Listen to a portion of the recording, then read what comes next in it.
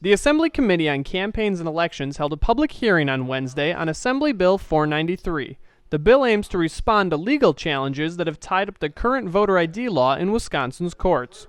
Our bill is modeled after Indiana's voter ID law, which was upheld as constitutional by the United States Supreme Court in 2008. The function of the bill is simple.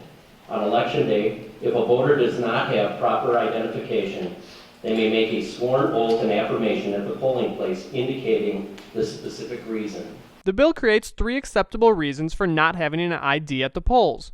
The voter cannot afford to get an ID or afford to get the documents needed to do so. The voter has religious objections to having their photo taken, or the voter cannot obtain the original documents needed to get an ID. Because the model for our bill has already been tested and upheld by the highest court in the land, we feel that AB 493 will strengthen and expedite the current cases, bringing voter ID to our elections much faster. Democrats on the committee questioned the voter ID law in general, but also made more specific arguments against the new bill.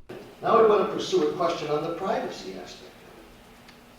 They still have to say, I'd like an indigent affidavit, wouldn't they? They can't do that. They have to say that publicly to an election clerk. Representative, they do have to ask for the form, but as I stated in my testimony, there are 3 specific reasons. I understand. So it would be a speculation, in my opinion. Representative Zamaripa told the bill authors that there's no reason to even introduce this bill because the Senate will not pass it. I want to know why we're even taking up this bill. Senate Republicans, your leadership in the Senate has already said, we want nothing to do with this.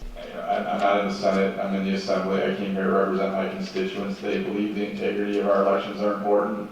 So we're introducing a bill that's proven to be constitutional, trying to move forward with getting a law in place that protects our elections.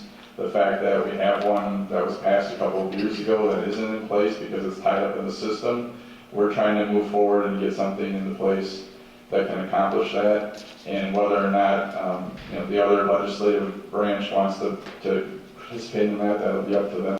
The committee plans to move quickly on the bill and will schedule an executive session soon. For the MacIver Institute, I'm Nick Novak.